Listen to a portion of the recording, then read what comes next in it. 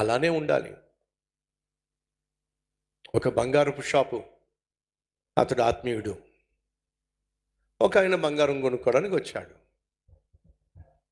ఆ రోజు బంగారం కొనుక్కోవడానికి వచ్చినప్పుడు బేరం అయిపోయింది, కానీ ఒక 10,000 రూపాయలు తక్కువైనాయి.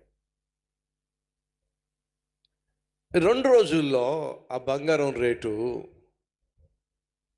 చాలా పెరిగింది. 2 రోజుల తర్వాత బేరం ఆడి 10,000 రూపాయలు తక్కువైని వెళ్ళిపోయాడు చూసారా, అతడు మళ్ళా వచ్చాడు. కానీ మనసులో గుబులు, ఏమిటి, 2 రోజుల క్రితం బేరం ఆడుకున్నాను, ఆ బంగారం నేను కొనుక్కోవాలని చెప్పి ఆశపడ్డాను, కానీ 10,000 రూపాయలు తక్కువైనాయి. ఆ కొట్టాయన ఏమన్నాడంటే, దాందే ఉందయ్యా, వెళ్ళి 10,000 రూపాయలు తెచ్చుకోండి, నేను ఆ బంగారం మీకు ఇచ్చేస్తానన్నాడు. కానీ ఈ 2 రోజుల్లో ఏమైందో చెప్పండి, బంగారం రేటు పెరిగింది. అతను ఆ షాప్కి వచ్చినప్పుడు తనకున్న గుబులు ఏమిటి, ఇప్పుడు 2 రోజుల క్రితం ఉన్న బంగారం రేటు ప్రకారమే నాకు బంగారం అమ్ముతాడా, లేకపోతే ఈరోజు ఉన్న రేటు ప్రకారం బంగారం అమ్ముతాడా అనేటటువంటి గుబులు ఉంది. ఇప్పుడు మీరు చెప్పాలి, మీరు గనుక బంగారం షాపులో బంగారం వ్యాపారం చేసేవారైతే. కొంతమంది ఆలోచిస్తున్నారు, ఊహిస్తున్నారు, ఎక్కడ పెట్టాలి షాపు, ఏ సెంటర్లో పెట్టాలి, పెట్టేది సంగతి పక్కన పెట్టండి. ఇప్పుడు మీరు గనుక అక్కడ కూర్చున్నారు అనుకోండి, ఏం చేస్తారు? 2 రోజుల తర్వాత మళ్ళీ ఆయన వచ్చి, ఆ 10,000 రూపాయలు తీసుకొచ్చానండి, నాకు బంగారం 2 రోజుల క్రితం ఎంతైతే ఉందో ఆ ధరకి ఇవ్వండి అని అంటే మీరు ఇస్తారా? ఇస్తారా? ఇస్తారా?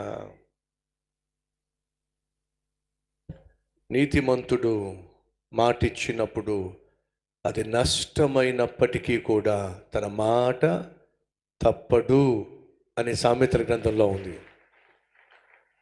అతను వచ్చి, అయ్యా 2 రోజుల క్రితం వచ్చాను, బంగారం మాట్లాడుకున్నాను, కానీ ఆ రోజు 10,000 రూపాయలు తక్కువ అయినాయి, అనుకోకుండా మళ్ళా ఈ 2 రోజుల్లో బంగారం రేటు బాగా పెరిగిపోయింది, మళ్ళీ ఒకవేళ ఈరోజు రేటు కనుక మీరు కట్టమంటే ఈ 10,000 కాదు కదా, ఇంకొక 40,000 రూపాయలు కలిపినా సరే నేను బంగారం కొనుక్కోలేను, నా కూతురు పెళ్ళి ఉంది, దయచేసి నా పట్ల జాలిపడి అని చెప్పి ఏదో మాట్లాడుతూ ఉంటే ఆయన ఆ రోజు ఇతని కోసం చక్కగా ప్యాక్ చేసినటువంటి బ్యాగ్ ఉంది చూసారా, ఆ బ్యాగ్ యాజ్ ఇట్ ఈజ్గా తీసుకొచ్చేసి అతను ముందు పెట్టి, ఈ బ్యాగ్లో నేను మీకు ఒక బంగారం పెట్టినప్పుడు ఏ ధర అయితే ఆ రోజు ఉందో ఆ ధరకే నేను అమ్మేశా, 10,000 తక్కువ వచ్చినాయి కాబట్టి తెచ్చుకుంటానన్నారు, ఈ 2 రోజుల్లో రేటు పెరిగినంత మాత్రాన నా మాట మాత్రం తప్పే ప్రసక్తి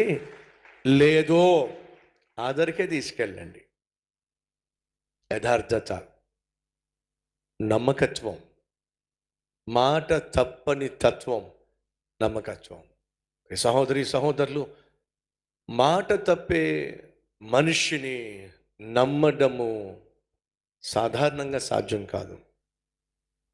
అది వాస్తవం అయితే ఇప్పుడు ఒక ప్రశ్న, ఎన్నిసార్లు దేవునికి మనం ఎన్నెన్ని మాటలు ఇచ్చామో, ప్రభువా ఇక్కడ నుంచి ప్రతి ఆదివారం టైంకి వచ్చేస్తాను ప్రభువా, ఏమొచ్చేస్తాం, టైంకే వస్తాం ప్రభువా, ఖచ్చితంగా మానకుండా వస్తాం ప్రభువా, ప్రతిరోజు ఖచ్చితంగా నీ ఎదుట మోకరించి ప్రార్థన చేస్తాం ప్రభువా, ప్రతిరోజు వాక్యాన్ని ఖచ్చితంగా చదువుతాం ప్రభువా.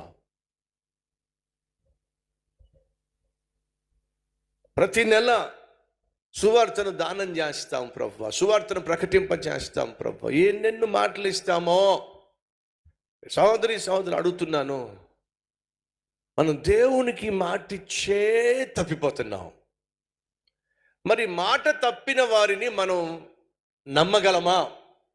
మాట తప్పే వారిని మనమే నమ్మకపోతే, మనం దేవునికి ఇచ్చిన మాట తప్పిపోతున్నప్పుడు, మాటి మాటికి తప్పిపోతున్నప్పుడు దేవుడు మనల్ని నమ్మగలడంటారా?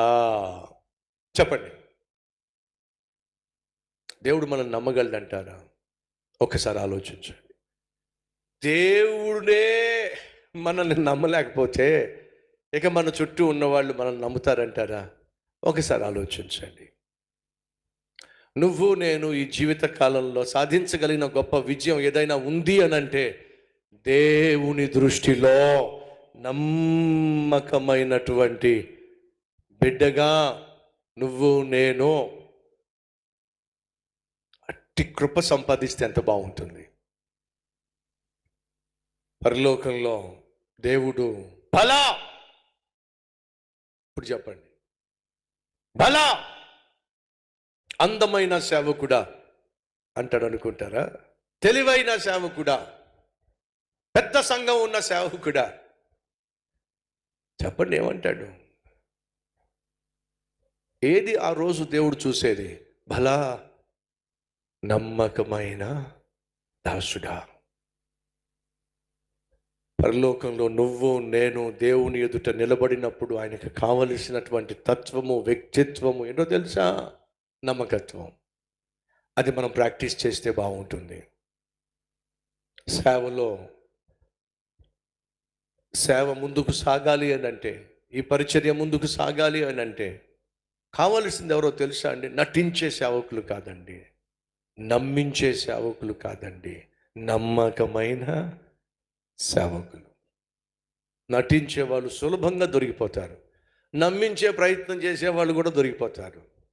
కానీ కావాల్సింది దేవునికి నమ్మకమైన సేవకులు. ఒక